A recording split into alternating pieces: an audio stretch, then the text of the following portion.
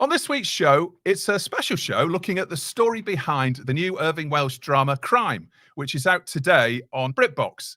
And coming up later in the show is an on-set chat I had with Irving and Buccaneer Media's Richard Tulkart, who produced the show. But first, I'm delighted to welcome a bona fide Hollywood star to TellyCast, Crime's leading actor and executive producer, Dougray Scott. Dougray, how are you? I'm very well. Thank you very much, Justin. Very Thank happy you. to be here.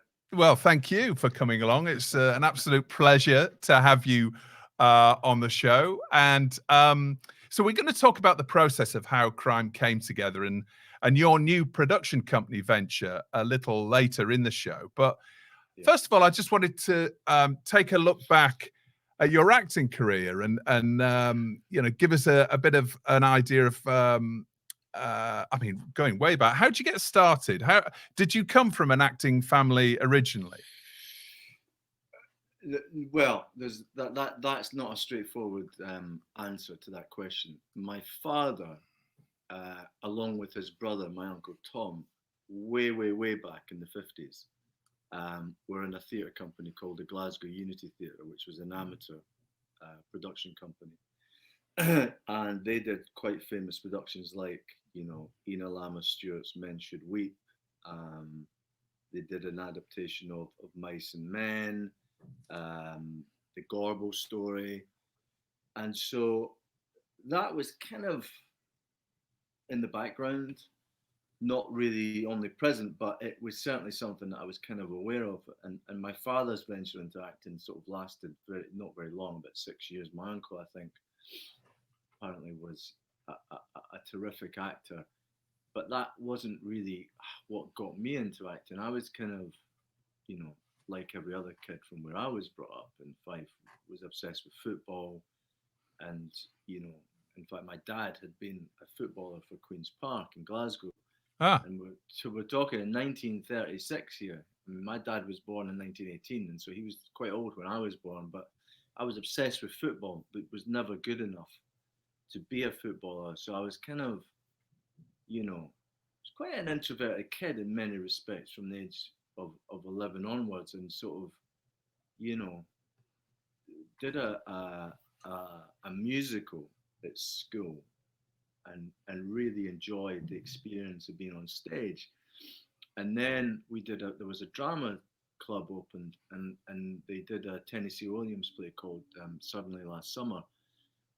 And I did that play, and I just kind of felt quite enjoyed, pretending to be other people. It was a way to, to express yourself emotionally that you weren't really able to do in normal life. And the idea of,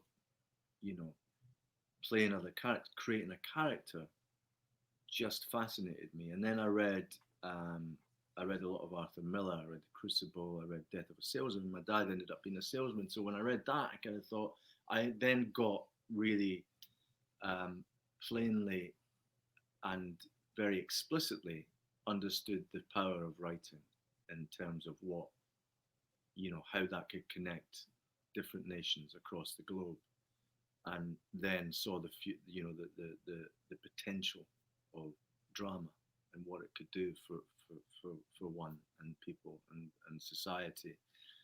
And so then about 14, I thought I need to be an actor. And of course, where I was brought up, it was, very few. I don't know if there was anyone. I think Ken Hutchison, the Scottish actor, he sort of was born in Leslie in Fife, and I wasn't really aware. Anyway, it was something that certainly wasn't encouraged. It was like my career officer was like, when I was 16, he was like, no, you need to get an apprenticeship in the dockyards, join the army, electrician, plumber, all that kind of thing. It was a typical working class upbringing, but I kind of just knew that that's what I wanted to do. So I went to do a foundation course, and then I ended up, even then they were like, you can't be an actor, not you.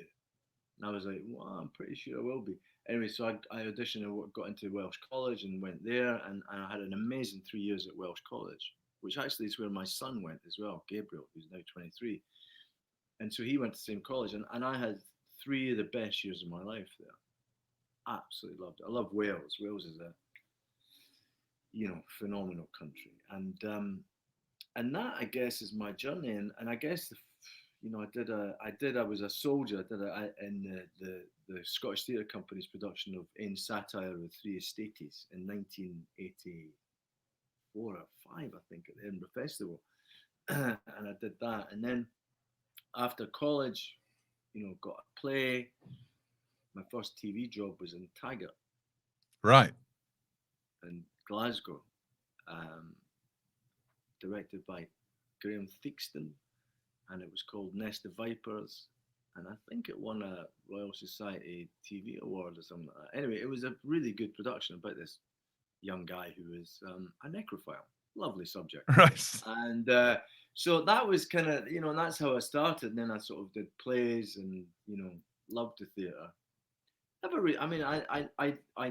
never thought about anything other than getting the opportunity to act, because to me it was really important to be able to communicate, emotionally, intellectually, through the power of writing. And it was, I wouldn't say it's therapy for me, but in some ways it was an expression that I never really had in my day-to-day life. And so it became kind of oxygen for me.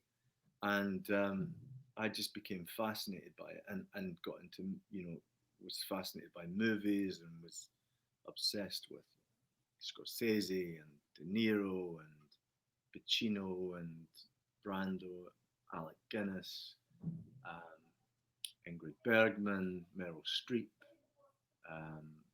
Maggie Smith, Judi Dench, all these actors I just was in awe of, and just, were amazing, blew me away. And so, I just wanted a job. I just wanted to be able to act, and TV and film came after that. Not because I wasn't searching for it. It just was, it was a job. So yeah, I'll do that.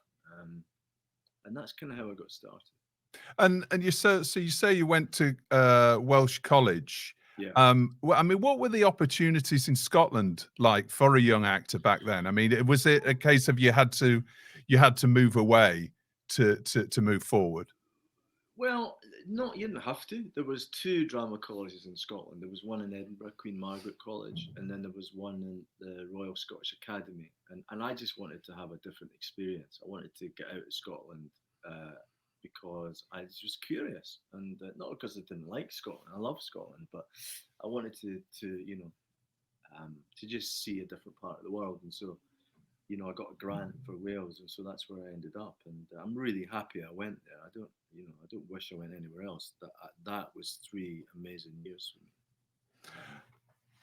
So. And what was your first big break then that you look back on now and think that that set the course for your career? What was Interestingly, it wasn't what you wouldn't say. It wasn't a film or anything like that. It was actually a play that I did called, and it's a long title, this Unidentified Human Remains in the True Nature of Love, which was a Canadian play by Brad Fraser, I think, directed by Ian Brown at the Traverse Theatre. And he, I loved Ian Brown. I mean, he's such a great director. And it was a production at the Traverse, and, it was a great part, playing this sort of gay kind of, guy whose best friend turns out to be a serial killer. And it was a flamboyant part, and it was very different from me, and it was just great to play. And I just loved that time at the Traverse in Scotland. It was such a kind of, a hub of creativity. And, the Traverse to me was synonymous with Scottish theatre, and it was exciting to be there. Anyway, so the play was very successful, and then it transferred to Hampstead in London. And then a lot of people came to see it. And so there was a bit of like, oh, who's this guy? I mean, what does that even mean? And then I sort of, started to get, into meetings and stuff like that. And then I did TV, and then I sort of, I remember I did The Crow Road as well with Gavin Miller, Brian Elsley adapted the Ian Banks novel, and that was really good. That went really well, and in the stand-up comic, and that again very different from me. Mm. and you know, my friend Bradley Adams produced it, and I just, you know, that kind of worked, and so from there I remember auditioning for Twin Town, and you know, got the part in Twin Town. When that came out, it sort of, you know, struck a chord with people, and from that, you know, I think things began to happen. People saw it in America and flown over to LA to screen test for various things. And then I guess Ever After was a big production that, you know, because I remember having auditioned for Ever After, and the director and everyone was like, no, he's not right for this. He's played a drug-addled copper in Twin Town. He's completely wrong for Prince Charming. But I remember going to LA, and I got a part in Deep Impact. Literally got off the plane, and literally got off the plane and got that part. Anyway, so when I was there, my agent set me up to meet Drew Barrymore, and she said, "You just got to charm her." So I remember meeting Drew Barrymore and just thinking, this is it. I've got to make an impression. So we just actually clicked, and we got on really well. And she was like to the producers, "No, I want to see him." And they were like, "Well, we've already seen him, and he's not right." And she's like, "No, he's right. He's great." So they set up a screen test in London, and I got it. They just told me, because it was evident that it was working, that the chemistry was great, and we were great together. And the director was like, "Don't know what you did, kid, but you got it. Come on." You little motherfucker. Told you no, and now I'm saying yes. Well, that was great. I mean, I was pretty dogged, and I mean, for all my insecurities, which there are many, you know, there's something I have, and I don't know where it comes from, but I have a determination that just keeps on going, you know, and that sort of stood me in good stead with crime, because that was a long journey to get this made. But you know, both me and Tony Wood, Buccaneer, we were both like, "Nah, we're going to do this. We don't know how we're going to get it made, but we're going to get it made." So. Well, we'll talk in a bit more detail about that in a second, because it is a fascinating story. I mean, when it comes to you as an actor and what motivates you, and you know, you've worked across, you know, some of the you know, the movie industry's biggest franchises and TV industry, Desperate Housewives, Mission Impossible, etc. What ambitions do you have then, that you still have unfulfilled in TV and cinema? Well, I guess there's a third as well. It's theatre. I want to do some more plays. I'd really love to do an Arthur Miller play. TV, I'd like to do. I mean, for example, there's a novelist called William McIlvanney, Scottish novelist, who I really want to adapt his work for, you know, television. And so I guess my overall ambition is to develop Scottish writing, and not exclusively, not because that's all I want to do. I mean, and it's not a xenophobic kind of decision at all. I mean, I love England. I live in, and I love England, and that's not about that. It's just that I just know that I have an affinity for Scotland, and I understand you know, having been brought up there, so I know when I read a novel that's set in Scotland, I know, you know, innately what that means. I have an explicit understanding of the communication that's happening between the writer and the reader, and it's just part of me. And so, you know, I feel that it's kind of similar to, you know, an American actor or producer going, you know, this guy from New York, I understand this voice. It's within me. I have an inherent understanding of it, and that's the same for me when I read James Kelman or William McIlvanney or Irvin Welsh or someone like Jenny Fagan, who's just written this amazing novel called Luckenbooth, or Robin Jenkins, who wrote The Cone Gatherers and Poverty Castle, um, Robert Louis Stevenson. Um, there's so many. Douglas Stewart, who wrote Shuggy Bain. Listen, we have an incredible well of talent in Scotland, and it's not. I'm not saying that we're better than anyone else. I'm just saying that I understand it probably better because it's part of my culture, part of my DNA, and so I want to be part of that journey of perhaps lending my support to the talent that exists in Scotland, and if I can help produce some more productions, that are inherently Scottish, then that would fulfill a long time ambition of mine.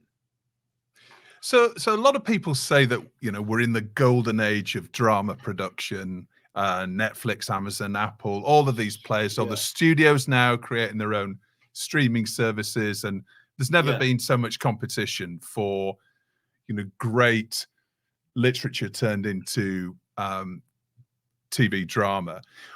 Why do you think it's taken so long for an Irving Welsh novel, or in this case, an original story based around the novel, to be made for TV? Well, first of all, he's, I think people are a bit scared of him, not scared of him, perhaps not quite understand how to sell his sort of work. And, after Trainspotting, I think there was an expectation that, a lot of his books would be adapted. And I think he's had some other of his books adapted, for cinema, and other people have adapted his work for TV. But this obviously is the first time that he's adapted one of his own works for television, and I think he's very difficult to get right. He's a unique voice. He's not easy to get right, and that's because he's so unique and so I think flamboyantly literary in a sense. And I think people have tried before. I mean, listen, it took me, I had this novel 10 years ago, and then only when I teamed up with Tony Wood at Buccaneer and Richard Tulkhart that it began to get momentum, obviously taking it to Polly Hill. But I think the language probably scares a lot of broadcasters, thinking, how can we, broadcast this? But I think being behind a paywall, it helps you in that respect, because you don't have license to say whatever you want, but at least then you can tell the story in the vernacular, and it becomes more of an authentic representation. And the stories are dark, trying to sell a story about a child who's been sexually abused and murdered is, not easy. And especially when he doesn't shy away from it, he confronts it head on. And so this story, encompasses everything: mental health, drug abuse, murder, paedophilia, poverty, racism, homophobia. It's the whole shebang, and it's funny as well. So it's difficult to have people to encapsulate, because you can't really put Irvin in a box. He's unique. So I think that hopefully, I hope that this will be fuel for us to do other of Irvin's novels and adapt them, of which they are in the work, like The Blade Artist, which our company's going to do with Bobby. And that's Robert Carlyle. Bobby Carlyle. Yeah, I was called Bobby. Robert Carlyle, and The Sex Life of Siamese Twins as well. So so I think that a long answer to your question of why is it difficult to get Irvins and why is it taking so long, part of me doesn't know, but all I know is that it can be done, and we've done it, and here we are. And this is must be to a certain sense you coming full circle, because this is been a long time. This is what, 10 years? Did you say in 10 years, yeah. a 10-year journey, really, from 10 when years for me, yeah, because I flew to Dublin 10 years ago, just after I'd done Father and Son, to try and find something to do with those guys that I'd done Father and Son with, Brian and Michael, and then we ended up looking at crime, and we all loved it, but just nothing happened with it. Couldn't do it, and it sort of lost momentum. And then when I met Tony 5 years ago, he was a huge fan of Irvin, and together we started to develop it. And I mean, Tony's brilliant because he's much more sort of intelligent than I am.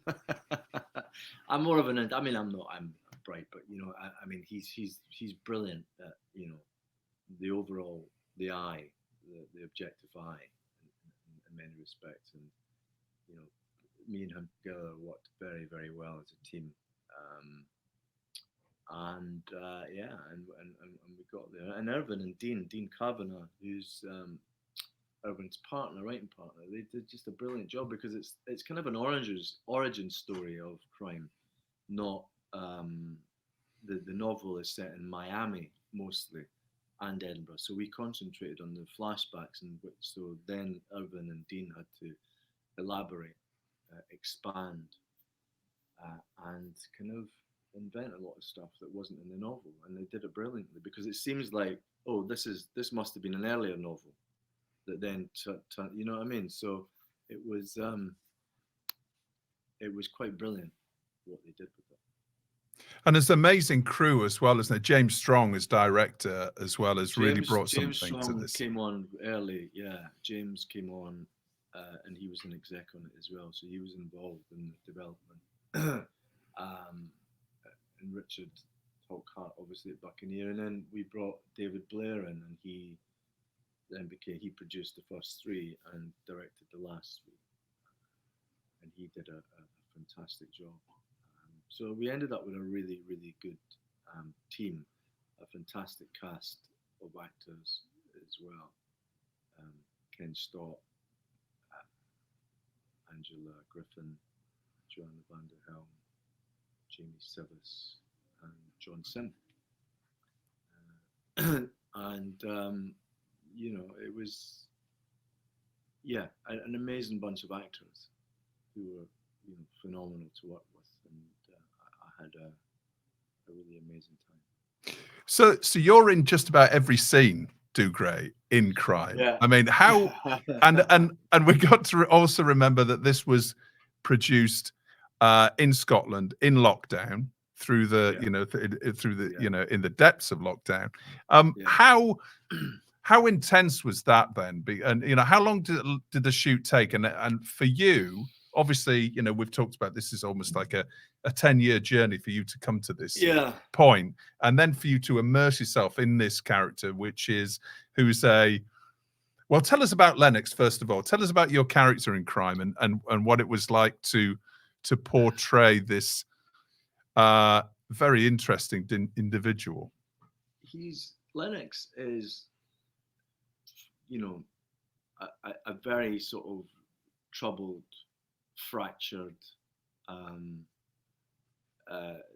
you know, emotionally unstable, unpredictable man who had a childhood that was marked by an incident that happened when he was 11, you know, and you know, he was sexually abused, and it kind of determined how he was going to lead out the rest of his life in many respects. He became a cop in order to find the people that abused him, and so when you meet him in the story, you know, he's a man who has a foot in both camps of the past and in the future of policing, and you can tell he's a man who sort of operates on the edge. He's not he can have a laugh and a joke, but as soon as the story kicks off, as soon as the young girl goes missing at the beginning, he's immediately instinctively thinks it is connected to other cases in the past, to which another man has been, he thinks, wrongly convicted. So he thinks the whole thing now with this girl, Brittany Hamill, going missing is connected to these other cases. He's an avenging angel. He's a voice for the vulnerable in society. He understands the hypocrisy of policing and how it protects some people but not others, how money talks, how class is an issue, where it should be just, the bare bones of the law in principle, but in actuality, that's not the case. And so he's fueled by a burning desire to really protect, help, and find justice for people like Angela Hamill, who's lost her daughter. But he's also a man who's an addict and who uses drugs and alcohol, who's, when you meet him at the beginning, he's in recovery and he's, goes to meetings and stuff. And so he struggles with that. And of course, with this case of this missing girl and trying to find the serial killer, his past is colliding with his present, and it's like two freight trains coming, and you just know there's going to be a massive collision at some point. And in order to try and, he tries to stave it off, but he also tries to encourage it, because part of what makes him good at his job is the vulnerability that the past brings to him, and the rawness that it provides energy for his motivating factors in finding this killer. So he's a complex character who is attracted to the darkness in his life because he thinks it helps him be a better copper. And of course, his life starts to unravel with drink and drugs throughout the course of the series, because he just, he's coping. It's his coping mechanism. Because while it provides a portal into the darkness, it also provides some sort of, coping strategy mechanism for him as well.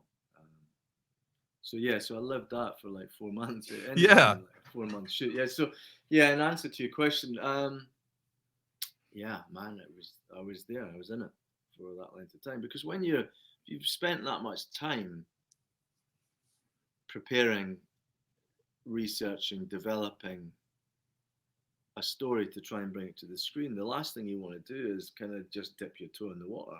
No, you take all your clothes off and you jump head first into the deep end, into the fucking freezing cold water, and you go, this is it for 4 months. And if it works, great. If it doesn't, at least I died trying. And that was my attitude towards it. I didn't want to shirk my responsibility, A, as a producer, but B, as the lead actor. And I just, so if you don't like it, fine. If you like it, great. But I was determined that I wasn't going to leave anything behind, it was full throttle, really. And that's not to say that I'm not screaming at the camera. I'm not. It's subtle in many respects, the production. But what I mean is that I didn't leave any stone unturned in terms of the preparation, which is kind of what I do with everything, really. I mean, I have a very Scottish work ethic. I'm not lazy in that respect, and I really love the research anyway, the preparation. So by the time, and I was, even while I was filming, I was watching documentaries about child killers and people like Robert Black and Nielsen, and it's fucking dark, man, but it's like, that's who Ray Lennox is, and that's what he needs, that oxygen in order to breathe. And so for me, it was like, I don't want to leave it behind. I want to stay in it, and that's kind of what produced this character, really.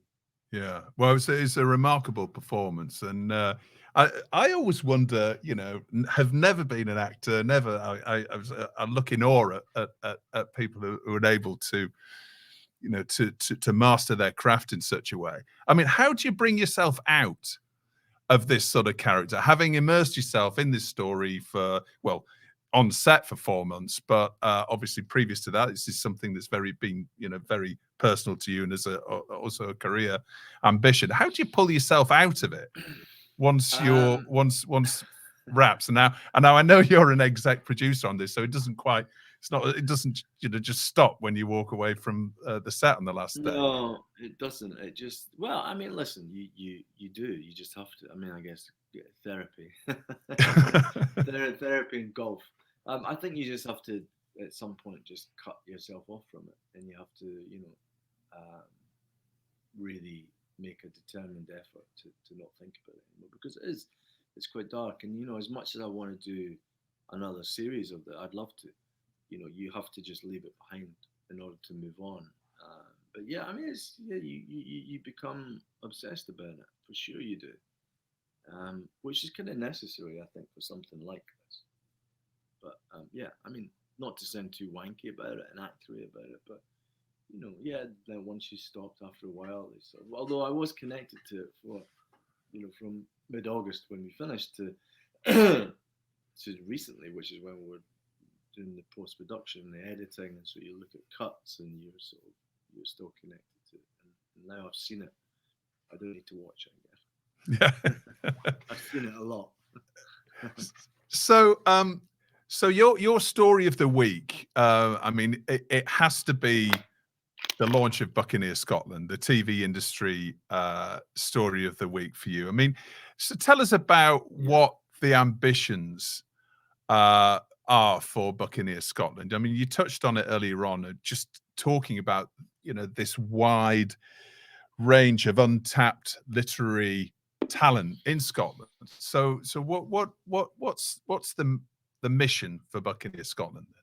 I think it's to promote, um, you know, writing that's inherently Scottish, and that, because I always thought that when people looked at Scottish writing and adapting Scottish novels or telling Scottish stories, that they always kind of felt, well, it's very colloquial and it has to really just appeal to a small amount of people, it's Scottish people. And I always thought, no, it doesn't. Our stories travel throughout the world. I mean, look at Robert Louis Stevenson. That's a really Scottish story. And yet it's one of the most famous novels on the planet, probably adapted more times than anything else. And I always felt that we should not that I'm saying Scottish novelists do, but I think other people outside, when they were trying to perhaps adapt or work on Scottish productions, always felt, well, it has to be, it's not a very big audience because it's very Scottish. Scottish means Scotland, and only they're going to get it. And I just think the themes that we explore in Scotland and the stories that we have to tell are universal and connect with, in the same way as Arthur Miller connected with me as a 14-year-old boy in Fife, sitting in my council house and reading on my bed and thinking about my dad. Our stories, like I don't know, Laidlaw, McIlvanney's Laidlaw, Robin Jenkins, the Corn Gatherers, Jenny Fagan's Luckin Booth, Irvin Welsh, Train Spotting. These stories resonate, connect with, excite, grab the attention of many people throughout the globe. And I think we have to be proud of that and explore that and rejoice in that. The fact that we have, stories that deserve to be heard everywhere throughout the planet. And I think that, because I spoke about it before, I think that my upbringing, in Scotland, and I spent time, I was brought up in Fife, but I spent a heck of a lot of time in Glasgow because my parents were from Glasgow, and we would spend weekends and summer holidays, and so that became part of my experience of growing up in Scotland and Glasgow. And when I read, McIlvanney or James Kelman, I just those memories come flooding back, and my understanding of these characters and the stories that are being told, um, I'm just so strongly connected with. And so, whether it is a novel, whether it's an original story, we have a strong original, talent pool in Scotland. And, I want to be able to help promote that. And by setting up a production company, Buccaneer Scotland, I think that not because other people are doing a bad job, they're not. There's some wonderful producers that work out of Scotland, but more is better. And I think we just want to be part of that unit that promotes Scottish writing, because we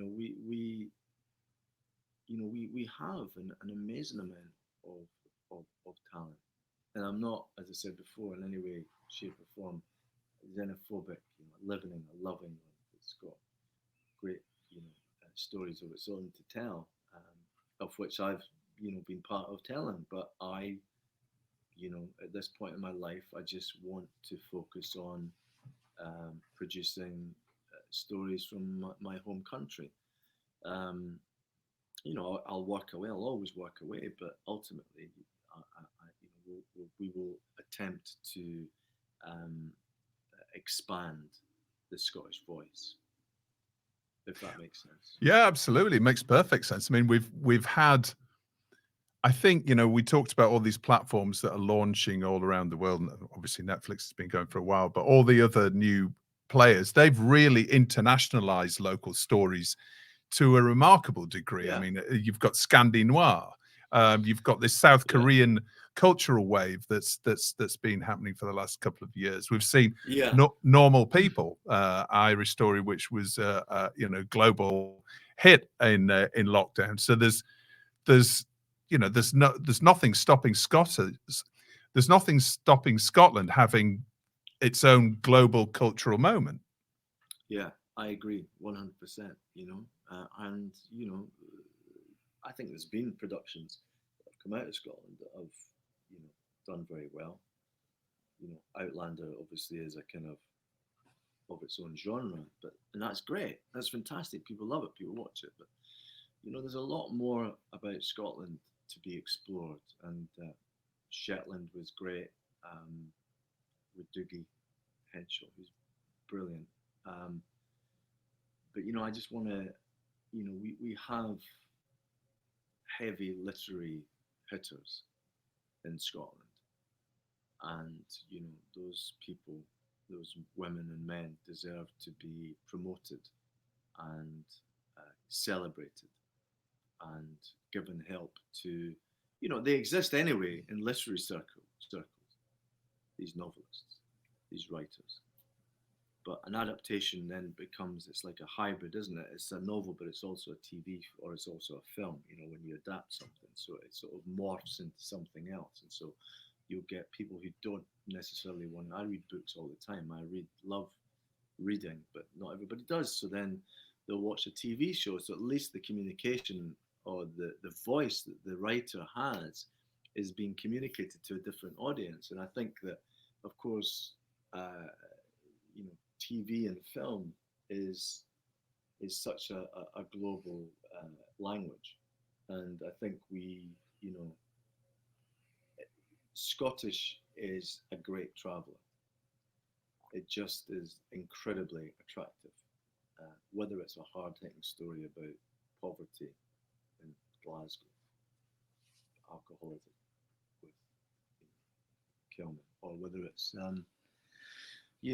stories of levity and or Luckenbooth, which is like being in a fever dream. It's the possibilities are endless. I think, and I think that once you decide to do something, then I think you go, God, there's this and there's that, and there's that singer, she's amazing, and let's put her in this, or there's a great poet, she's amazing. They're amazing. He's fantastic. That novel. What about that novel? That would be great. Maybe we can update this. And once I think that you've concentrated in a room full of people who think, okay, so what else can we do? And we already have projects that we're, you know, adapting or attempting to, and getting the rights to. Once you concentrate those minds in a room, then I think you realise there's a lot that you can do. Yeah. Well, I wish you all the very best with Buccaneer Scotland. Dougray. It sounds like a brilliant business plan. I've got to say, it's like, why has no one ever done it before? But I think there are production companies that exist in Scotland. But I mean, I think that for me, this is the beginning of it. And it's not just the way we'll have an office and we'll talk about how we can sell these stories to, networks, and whether it's Amazon, Netflix, Paramount Plus, Disney, BritBox. It's not really, that's just the beginning. I think that what I'd like to do is to expand it further and, bring productions into Scotland as well. Not just my own, but, Northern Ireland have it. They have these studios in Northern Ireland. England has these studios. I think Scotland deserves really good film studios. So I think that's an area that is interesting to explore as well. We have great infrastructure, and we also have locations that are the best on the planet. Well, like I say, I think it sounds like it's all set up, but I can't wait to see how this develops. Now, Dougray, we have a regular couple of slots on the show, which is Hero of the Week and then who or what you're going to tell to get in the bin. So, first of all, who's your hero of the week? My hero of the week. But this is not the story. This is just my hero. My hero of the week has got to be Steve Clarke, isn't it? The manager of Scotland, because we beat Moldova 2-0 on Friday away from home. Patterson scored a fantastic goal. And listen, we are been the underdogs, and we've been, I guess, the butt of many people's jokes for years and years, not having qualified for the World Cup since, 98 in France. But we had a decent run at the Euros, and I don't know, I was just looking at it and I was so proud of the team and so happy for us as a nation, because we have a shot. We're not qualified, we're not there yet, but I think Steve Clarke really has utilised the talent. And listen, we're a small country, but he has done incredibly well, and it's not easy, going up against these teams. I know people say, well, it's only Moldova, but it's away from home, and we needed the 3 points in order to get into the playoffs, and we've done it. And now, of course, we have a game tonight against Denmark at home at Hampden. And, if we get a draw against them, then we'll get a home draw in the playoffs, which starts as a semi-final and a final. So, I'm a huge football fan. Yeah. You're a Hibs fan, aren't you? Yeah, I'm not going to do the Succession thing where it's Hibs or Hearts and then getting those two mixed up. But yeah. So you're a Hibs fan, and Irving's also a Hibs fan, right? Yeah. And then he wrote Ray Lennox as a Hearts fan, so go figure. The perversion in that is extraordinary, isn't it? Well, that's presumably the most. Fight off these like Ernie Winchester, one of the heroes for the Hearts, and I'm like, Irvin, why have you done this? Anyway, playing Hearts fan, tough. But anyway, there you go. Big Hibs fan. Actually going up to the semi-final on the 21st. We've got playing Rangers in the semi-final of the Cup. So I haven't been to the game for such a long time because of the pandemic and everything. So I'm really looking forward to that. But Steve Clarke is my hero of the week. All right, excellent. Okay, and then who or what are you telling to get in the bin, Dougray? Yorkshire Cricket Club in the bin. I mean, the systemic racism over the years, and it's not like it was a secret. Everybody knew that Yorkshire was probably one of the most racist, cricket clubs not just the players, but the fans, the non-white fans who were getting bananas thrown at them, pigs' heads thrown at them, and they just haven't addressed it. It's been there, and they thought they would get away with it. And those brave players who came out and spoke about their experiences of being racially abused while there were players there. It's kind of unforgivable, really, isn't it? I mean, Yeah. How that happened is beyond me. I mean, how they can get away with it. I just think that it's as a Yorkshireman, Dougray, and as a big cricket fan, as having enjoyed some of the most amazing sports occasions ever, like the Ben Stokes miracle at Headingley and a couple of years ago, it's very painful to see this happening, and I think that it just seems to me that the hierarchy of this club have just been completely disconnected to anybody that goes to watch a sporting event, and it's just bizarre, and I think I think there's a lot of people who support cricket and live in Yorkshire are ashamed of what's gone on, and hopefully we can sort of break it down and build it back better. I think there's a lot of great. Listen, it's not everyone, but I think that what I think about it is this: is that if you hear people making racist remarks in an environment where you're supposed to be a team and supportive of one another, and you say nothing, that's as bad almost as making the remark yourself. Yeah. Because these poor kids were 19, young, vulnerable, and they're getting that outside in their normal lives, people being racist. The last thing they want is when they're going to their work is to get it in as well. And they're supposed to give their all for their team. It's just so messed up and wrong. And listen, racism exists, everywhere in society, and we all have to make a collective effort to eradicate it. But it seems to have been so prolific at Yorkshire Cricket Club. And listen, let me tell you something. I love cricket. Don't tell anyone. I'm a massive England cricket fan, right?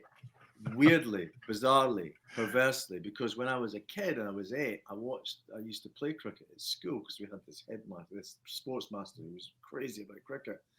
And I remember watching the Headingley Test in like 81 with Botham, the miracle that happened there.